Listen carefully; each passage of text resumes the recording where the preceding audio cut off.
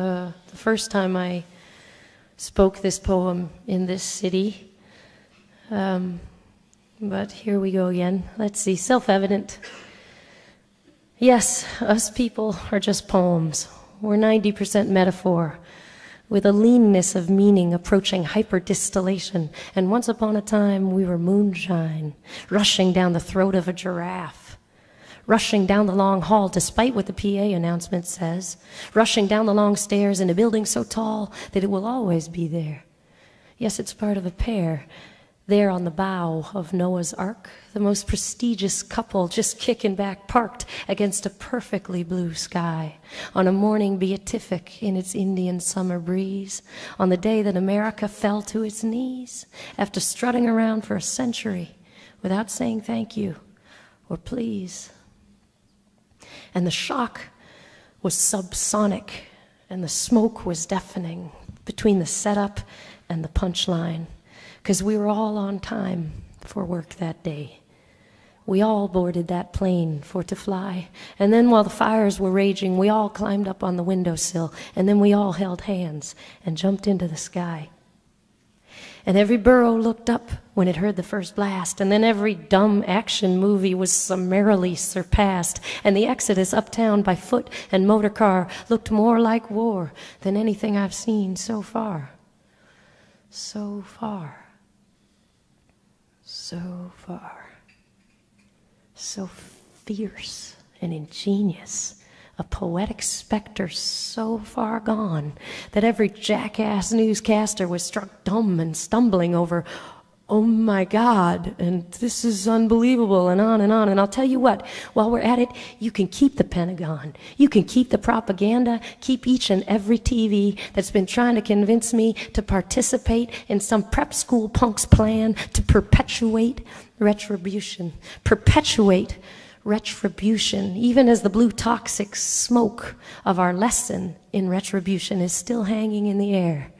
And there's ash on our shoes, and there's ash in our hair, and there's a fine silt on every mantle from Hell's Kitchen to Brooklyn, and the streets are full of stories, sudden twists and near misses, and soon every open bar is crammed to the rafters with tales of narrowly averted disasters, and the whiskey is flowing like never before, as all over the country folks just shake their heads and pour.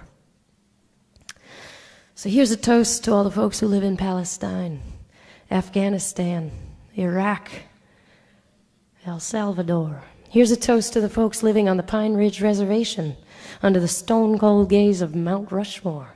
Here's a toast to all those nurses and doctors who daily provide women with a choice, who stand down a threat the size of Oklahoma City just to listen to a young woman's voice. And here's a toast to all the folks on death row right now, awaiting the executioner's guillotine, who are shackled there with dread and can only escape into their heads to find peace in the form of a dream. Because take away our PlayStations and we are a third world nation, under the thumb of some blue blood royal son who stole the Oval Office in that phony election. I mean, it don't take a weatherman to look around and see the weather. Jeb said he'd deliver Florida, folks, and boy, did he ever. And we hold these truths to be self-evident. Number one, George W. Bush is not president. Number two, America is not a true democracy. And number three, the media is not fooling me. Because I am a poem, heating hyperdistillation. I've got no room for a lie so verbose. I'm looking out over my whole human family, and I'm raising my glass in a toast. Here's to our last drink of fossil fuels. Let us vow to get off of this sauce. Shoo away the swarms of commuter planes and find that train ticket we lost. 'Cause once upon a time the line followed the river and peeked into all the backyards, and the laundry was waving and the graffiti was teasing us from brick walls and bridges, and we were rolling over ridges, through valleys, under stars. I dream of touring like Duke Ellington in my own railroad car. I dream of waiting on the tall blonde wooden benches in a grand station, aglow with grace, and then standing out on the platform and feeling the air on my face. Give back the night its distant whistle. Give the darkness back its soul. Give the big oil companies the finger, finally, and relearn how to rock and roll. Yes, the lessons are all around us, and a change is waiting there. So it's time to pick through the rubble, clean the streets, clear the air, get our government to pull its big dick out of the sand of someone else's desert, put it back in its pants, quit the hypocritical chants of freedom forever. Because when one lone phone rang in 2001 at 10 after 9 on 911, which was the number we all call when that lone phone rang, right off the wall, right off our desk and down the long hall, down the long stairs in a building so tall that the whole world turned just to watch it fall. And while we're at it, remember the first time around, the bomb, the rider truck, the parking garage, the princess that didn't even feel the pee. Remember choking around in our apartment on Avenue D? Can you imagine how many paper coffee cups would have to change their design following a fantastical reversal of the New York skyline? It seemed like a joke at the time. And that was just a few years ago.